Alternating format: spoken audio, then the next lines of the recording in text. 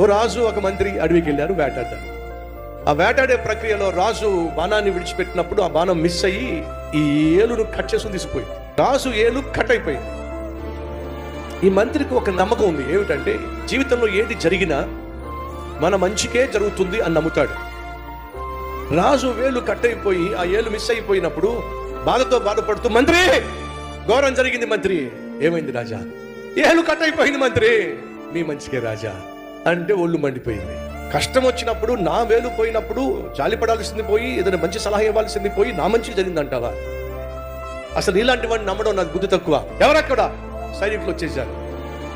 ఈ దుర్మార్గుని తీసుకెళ్లి చెరసాల్లో బంధించండి అని చెప్పన్నాడు. చెరసాల్లో బంధించేశాడు. కొన్ని నెలల తర్వాత ఏ వేలైతే పోయింది కానీ రాజు మళ్ళా వేటకొచ్చాడు.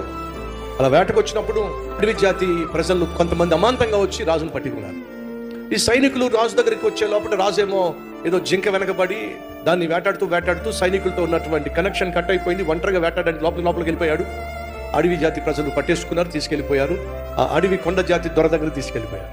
వాళ్ళకున్న ఆచారం ఏమిటాయి అంటే, ఎవరైనా అడవిలోకి జ్వరబడినా వాళ్ళు దొరికినా వాళ్ళ దేవతకి బలిచ్చేసేయాలి. బలిచ్చేద్దామని అన్ని ఏర్పాట్లు చేసేసి కత్తి పైకి ఎత్తేసరికి ఎవడో చూసేశాడు. ఏం చూశాడయ్యా అంటే, సహజంగా చేతికి ఎన్ని వేళ్ళు ఉంటాయి? 5 వేళ్ళు ఉంటాయి. ఈ రాజుకి ఎన్ని ఉన్నాయి? 4 ఉన్నాయి. దొరా దొరా దొరా, ఏంట్రా అలా అరుస్తున్నావు? అందరికీ 5 ఏళ్ళు ఉంటాయి. వీడెవడో తేడాగా ఉన్నాడు. 5 ఏళ్ళు లేవు, 4 వేళ్ళే ఉన్నాయి. ఏదో లోపం ఉంది. ఈ లోపం ఉన్నటువంటి మనిషిని బలి ఇవ్వడం మన దేవతకి ఇష్టం లేదు దొరా, కాబట్టి బలి ఇవ్వకూడదు దొరా అంటే, అలాగే అతన్ని బలి ఇవ్వకుండా వదిలిపెట్టేసేయండి అని చెప్పేసి అన్నారండి. ఎవరు జ్ఞాపకం వచ్చారు రాజుకి?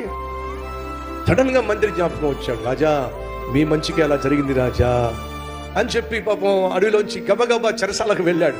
చెరసాలకు వెళ్ళి మంత్రిని చూసి, మంత్రి నువ్వు చెప్పిందే కరెక్ట్ మంత్రి, నా వేళ్ళు తెగిపోవడం మీ మంచికి అని చెప్పంటే నేను అబద్ధం చేసుకుని నిన్ను అన్యాయంగా చెరసాల్లో వేశాను మంత్రి, నన్ను క్షమించు మంత్రి అని అంటే, మంత్రి అంటాడు, నన్ను మీరు చెరసాల్లో వేయడం అది నా మంచి కోసమే, నా మేలు కోసమే మీరు చెరసాల్లో నన్ను బంధించారు రాజా అంటే, నేను అన్యాయంగా చెరసాల్లో బంధించాను కదా మంత్రి, నీకెలా మంచి అవుతుంది అది? లేదు రాజా, నన్ను మీరు చెరసాల్లో బంధించారు కాబట్టి నేను బతికిపోయాను రాజా. నువ్వెందుకు బతికావు మంత్రి? ఏమీ లేదు రాజా, సాధారణంగా అడవికి నువ్వు వెళ్తూ నన్ను తీసుకెళ్తావా? నేను కూడా నేను వచ్చేవాడిని నీతో పాటు. ఆ వేటాడుతున్నప్పుడు నువ్వు పరిగెడితే నేను పరిగెట్టేవాడిని, నువ్వు దొరికేవాడివి నేను దొరికేవాడిని. నీకేమో 4 ఏళ్ళు వదిలిపెట్టేశారు, నాకు అన్ని వేళ్ళు ఉన్నాయి కాబట్టి నన్ను వేసేసేవాళ్ళు. మీరే కనుక నన్ను చెరసాల్లో పెట్టకపోతే నా ప్రాణం పోయేది రాజా. మీరు నన్ను చెరసాల్లో వేయటం నా మేలు కోసమే రాజా.